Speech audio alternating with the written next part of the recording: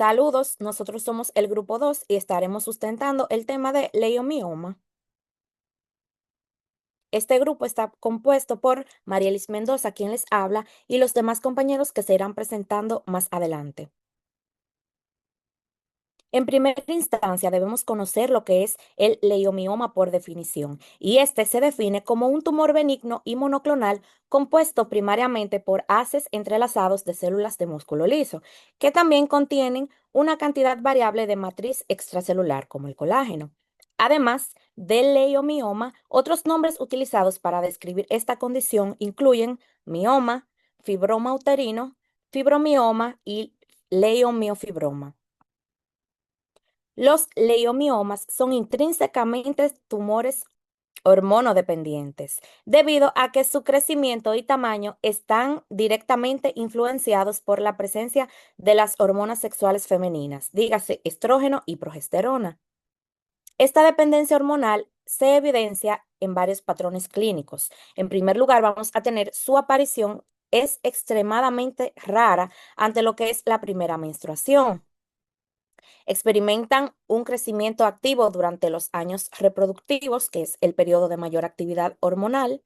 Típicamente sufren una regresión o reducción de tamaño significativa después de la menopausia, cuando los niveles hormonales caen drásticamente, y también pueden aumentar de volumen durante el embarazo, con lo que se atribuye a los elevados niveles hormonales circundantes.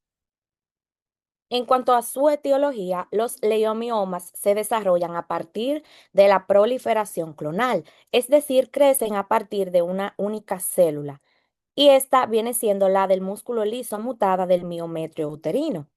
Esta célula fundadora inicia el proceso neoplásico benigno. En la mayoría de los casos, cerca del un 70%, se han encontrado mutaciones en el gen que codifica el mediador de la subunidad compleja 12. MED12. Estas mutaciones son consideradas un evento iniciador clave, conduciendo a una desregulación de lo que es el crecimiento celular.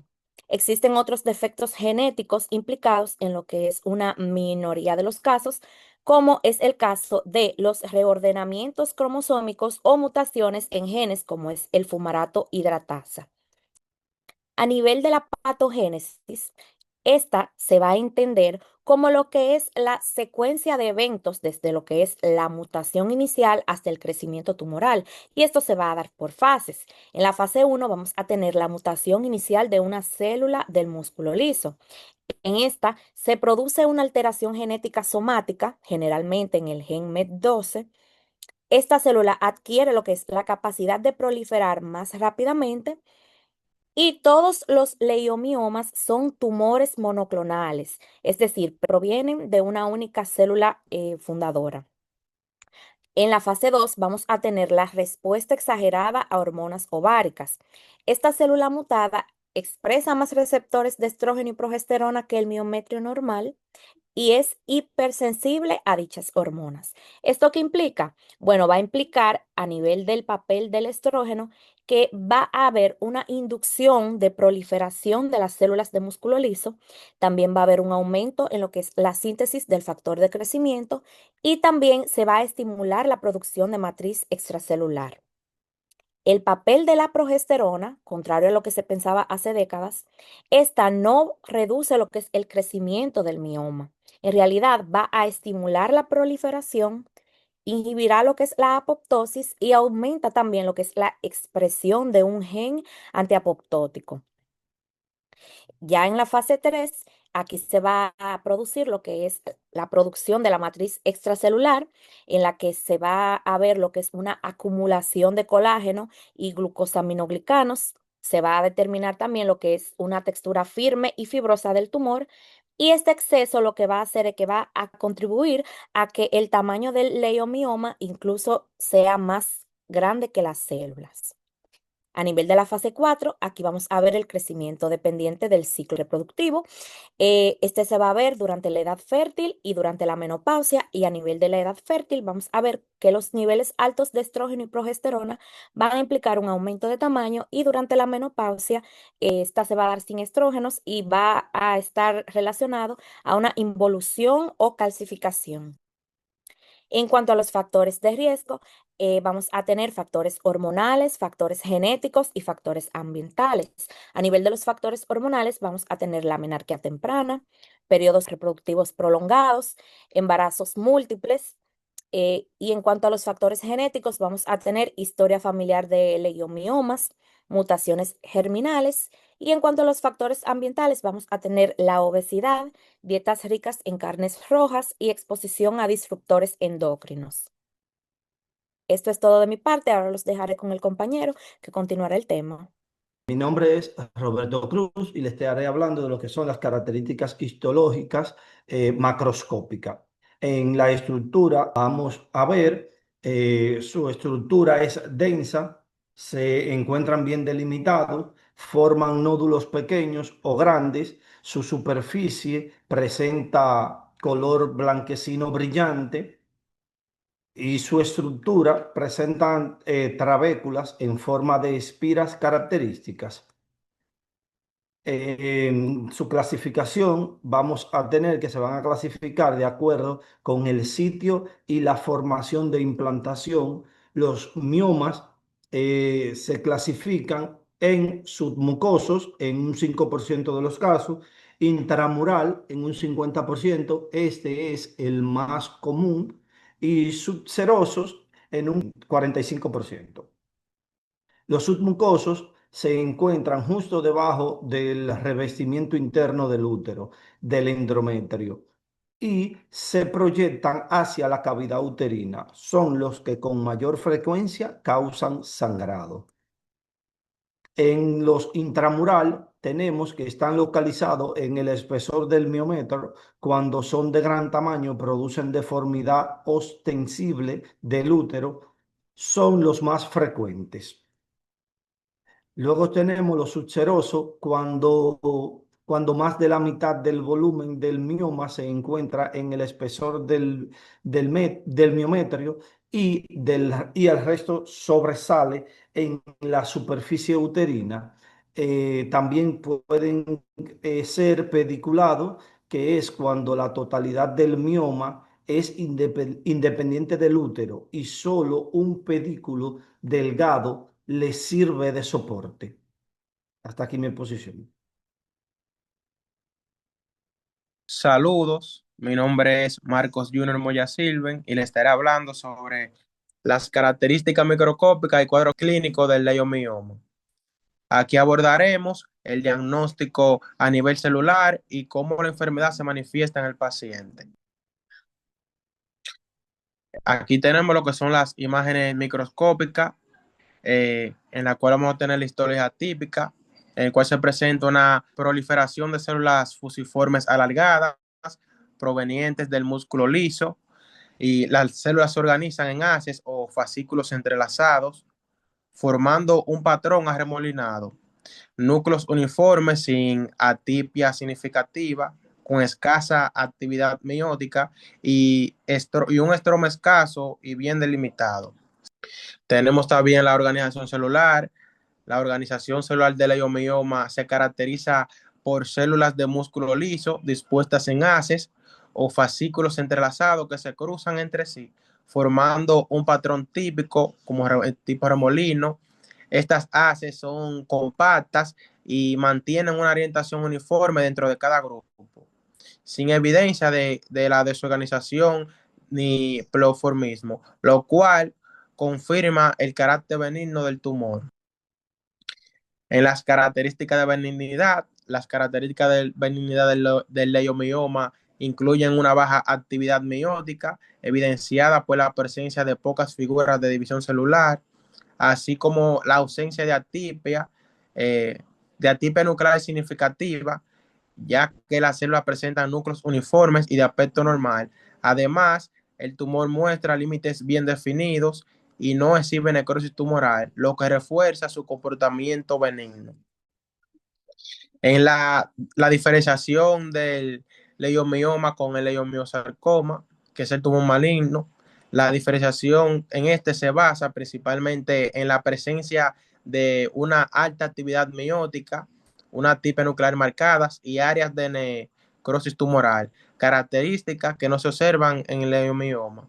mientras que en el leiomioma muestra células uniformes y bien organizadas.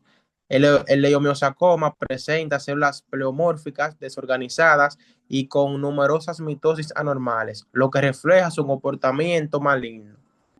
Tenemos el cuadro clínico del leiomioma, en el cual una persona puede presentar una hemorragia uterina anormal, una dismenorrea, dolor pélvico generalizado, polaquiuria, estreñimiento, dispareunia y infecundidad.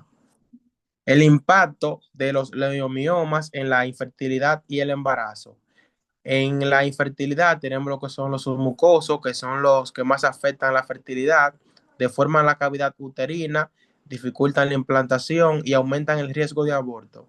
También los intramurales, si son grandes de 4 centímetros o distorsionan la cavidad, pueden disminuir la tasa de embarazo y afectan el FIV. Sucerosos que no interfieren con la fertilidad. Y en el embarazo, los leiomiomas uterinos pueden generar diversas complicaciones durante el embarazo. Y existe un riesgo de aborto y de parto prematuro y malposiciones fetales, especialmente cuando los miomas son grandes.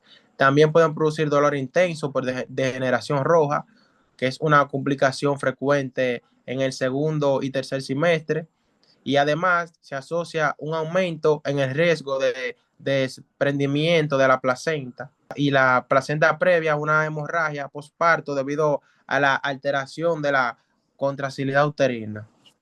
Hasta aquí mi parte, lo dejo con mi compañero. Saludos, mi nombre es Junior José Rodríguez y yo les voy a estar presentando un caso clínico de un leiomioma intramural gigante. En este se presenta una paciente femenina de 30 años que acude a consulta presentando un aumento progresivo del volumen abdominal, el cual simula un embarazo avanzado. Esta refiere que tiene menstruaciones abundantes y prolongadas desde hace varios años, acompañadas de cansancio y palidez, lo que nos indica una anemia. Además, reporta síntomas de compresión, polaquiuria frecuente, dificultad para la evaluación intestinal y molestias pélvicas. En cuanto a su exploración física, en la exploración física se pudo palpar una masa sólida y firme que ocupa toda la zona de la pelvis y se extiende hacia la mitad del abdomen. La paciente tiene antecedentes de un diagnóstico de leiomioma intramural desde hace 5 años, pero esta no tuvo un tratamiento activo previo. Para su diagnóstico, se realizó inicialmente una ecografía transvaginal y abdominal que confirmó la presencia de una masa intramural uterina de gran tamaño, con características benignas bien delimitadas. Se complementó con una resonancia magnética que confirmó el leiomioma gigante intramural sin signos de malignidad, desplazando estructuras vecinas sin infiltrarlas. Entonces, para el tratamiento, el plan terapéutico en este caso se discutió considerando el deseo de la paciente de preservar su fertilidad. Entonces, se indicó tratamiento médico inicial con análogos de GnRH para disminuir temporalmente el tamaño del tumor y mejorar su anemia. Posteriormente, se decide realizar una miomectomía para extirpar el leiomioma y preservar el útero. Entonces, durante la cirugía, se logró resecar completamente la masa sin ninguna complicación, con una buena recuperación postoperatoria. Se realizará un seguimiento clínico y ecográfico sin evidencia de recurrencias a los 6 meses. Entonces, ya para el pronóstico de los leiomiomas, el pronóstico de estos a largo plazo es general muy favorable, considerando ya que se trata de un tumor benigno de músculo liso. Tras un manejo adecuado, especialmente por la resección completa mediante una miomectomía, la mayoría de las pacientes experimentan una resolución sintomática completa y mejoran en la calidad de vida. Sin embargo, es importante destacar que existe un riesgo de recurrencia variable que puede llegar hasta un 25% o más, especialmente si hay múltiples leimiomas residuales. Esta recurrencia puede ocurrir entre 4 y 8 años después de la cirugía, requiriendo seguimiento clínico y ecográfico cuando la recidiva es significativa los síntomas que persisten y puede considerarse una histerectomía como solución definitiva.